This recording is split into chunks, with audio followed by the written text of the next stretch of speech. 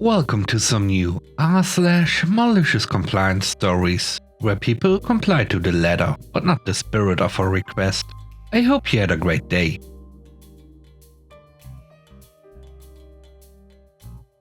The first story is called Let Me Use It. The supermarket I usually go to has a loyalty program. A card with a unique code, which entitles you to extra discounts on some products and sometimes an offer valid only with such a card. So I was shopping, and the Karen behind me apparently had an offer valid only with the loyalty card. She demanded that I let her scan my card. I sputter a bit, but she goes on with, "I know how those cards work, don't be silly and let me scan that card." I gave in and let her pay for all her shopping with my loyalty card. Total something like 100 euros. The reason I didn't want to hand over my card in the first place? On the loyalty program you can activate automatic savings. Each transaction is increased by 1%, which goes into a kind of savings account. If you have saved 65 euros that way, you can have 70 euros paid out, which is a nice way to save invisibly. Thanks for your contribution, Karen. The next story is called No Recheck. I have been working in this health insurance company for the past 3 years. I recently took another position with better hours and better pay, but this time it was to coordinate appointments with doctors and specialists. My metrics were always great, and the reason I was selected for the new position was due to my metrics. This has been brewing since October 2022. We used to have a co-worker, let's call her Karen. Karen is this old lady that thinks she knows it all. Everything she says, it's right, and she often blames everything on someone else. The first time I interacted with her was back in October, when I messaged her via our work chat because she messed up prior authorization for a patient. The MD office was calling to have the person that created the authorization fix the issue. "Hi, good morning. I have an MD office calling, requesting to speak to you in regards to a prior authorization that looks incomplete. And you couldn't help them? This is a call center. You are supposed to help, and I don't even know who that MD is." "You are correct. This is a call center. However, you created the authorization, and as you know, I cannot fix authorizations that were not created by me. And also, they would like to speak with you specifically." I also provided her the patient record number and the MD office phone number. "Well, I'm not available to talk to them." Okay. I went back to the call. I specifically told the MD what she said, including that she was not available to talk, but hopefully she will call them back to fix the issue.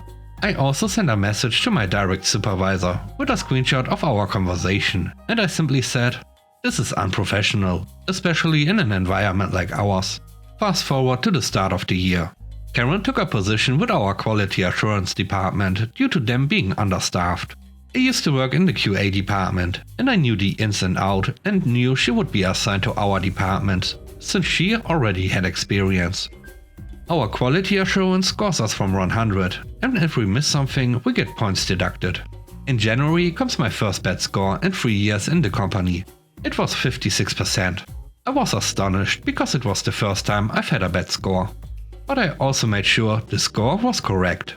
Our company gives us the choice to listen to our calls, just to be sure. I listened to my call and I did everything right. I completed the information, provided good service, asked if the patient needed assistance with anything else, and provided the closing script. On the quality note, it was stated that I didn't offer any help and that I didn't even complete HIPAA. I sent it to my supervisor. He stated that when I offered the closing script, the patient asked something, and I replied and disconnected the call. Okay. I still said the closing script, and his question and my answer lasted literally 5 seconds. My supervisor still went to her and managed to fix the score to 95% because she felt like I didn't provide a survey. If someone has worked in a call center, you know that metrics are everything. One bad thing will quickly not get you your monthly bonuses. On top of that, we get our behinds handed to us by management, because if we don't achieve the metrics, they also don't get bonuses. I took screenshots of our conversation and saved it. Then I sent it to my personal email, since I know our IT department is known for deleting anything that is not a working system or appropriate. Fast forward to 3 days ago. I received several scores ranging from 85 to 80% and only one 100% score. I received the 100 because Karen wasn't the one who audited my call and the other person found everything alright.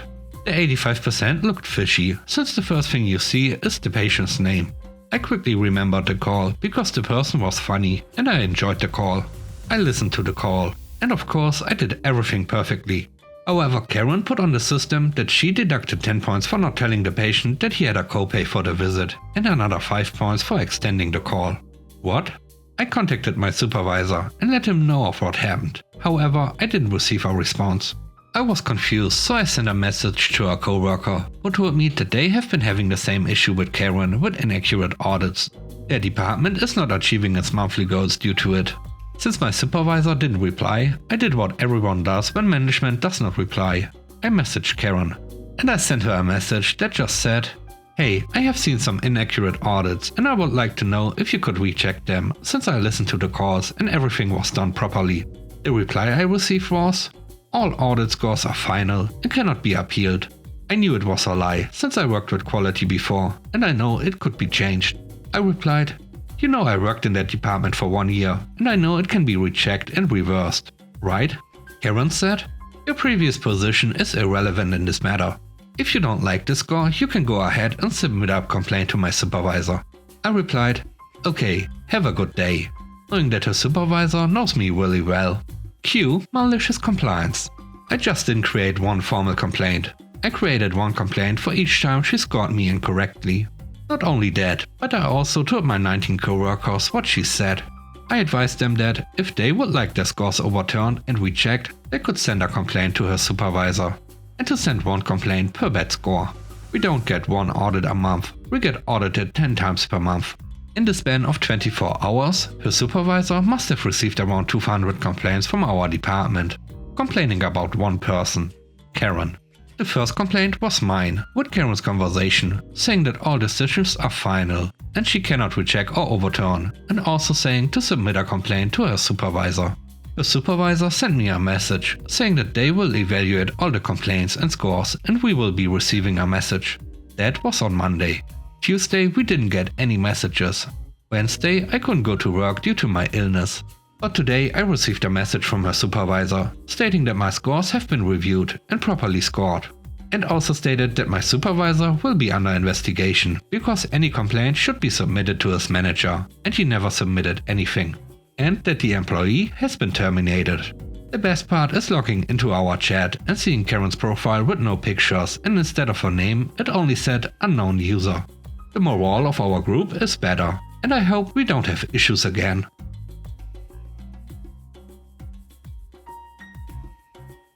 The last story is called One Gift Rule. I love birthdays and have always loved celebrating them, both for myself and for others. I love to give gifts as much as I love to receive them, but I was born in December, so it's always been an uphill battle getting people to celebrate mine, or separated from the religious holidays happening that month. For me, it's not about the gift, but the principle. I've had several friendships where I was expected to help plan and pay for expensive gifts, dinners, trips, etc. for a spring or summer birthday, only to be told what an inconvenience it was to have to do something for a December birthday. I've been called greedy, childish, and have even had people ask me why I can't just combine my birthday with someone else to make it easier. It makes the friendship feel one-sided and makes me feel like an inconvenience. I don't get so upset about it anymore, but I do have some firm birthday rules. You don't have to get me anything, but if you do, just pick one, birthday or Christmas. Keep them separate. Whatever the agreement is, let's make it mutual. If no B-Day gifts are the agreement, it should hold for all birthdays involved, not just the inconvenient ones in December.